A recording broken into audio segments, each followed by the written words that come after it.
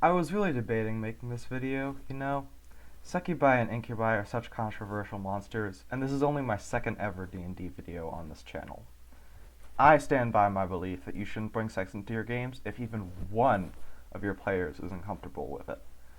And many, such as myself, set the boundary of no sex or fade to black in case. I bring this monster up only because it has so much potential outside all the horny memes you see on Reddit. For those of you still interested, welcome to Critically Misused, a show where we look at misunderstood aspects of D&D.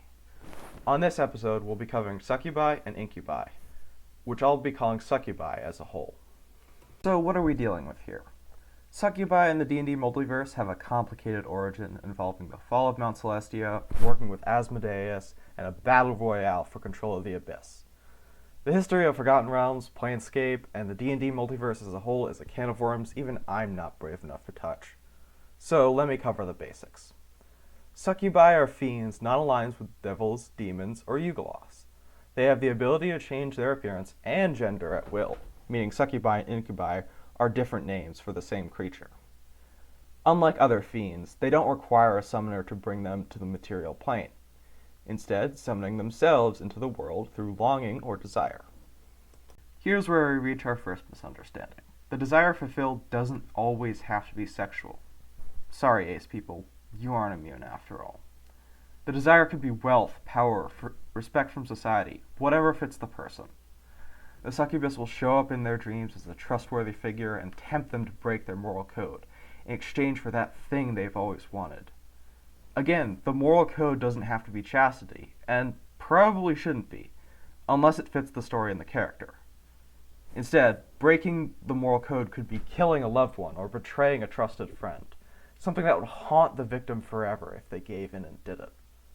Worst of all, the succubus's promises are lies, and it will drag the now evil soul down to the lower planes, where they will be conscripted into the armies of the Hells or the Abyss.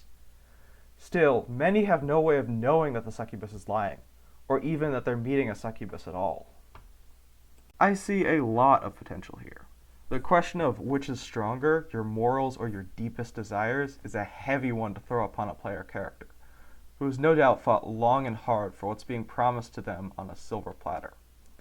The other players and the DM will learn a lot about the character through what they want and how tempted they are to pursue it.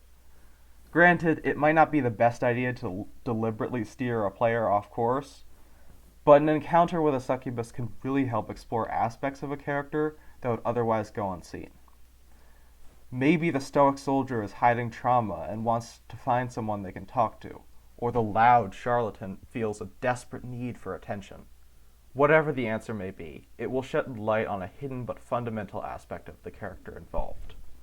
I group Succubi alongside Nothics and Doppelgangers as monsters that actively encourage exploration of characters.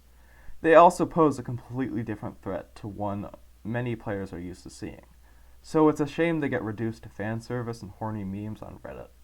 If you want Succubi to be just sex demons, that's fine, provided you've checked in with everyone in your group. Nevertheless, I hope I've persuaded you to think about this controversial monster in a completely different light. Thank you for sticking to the end of this video. If you've made it this far, consider dropping a like and subscribing. The support from my previous video has prompted me to keep making these, so expect to hear more from me in the future. Safe travels, until we meet again.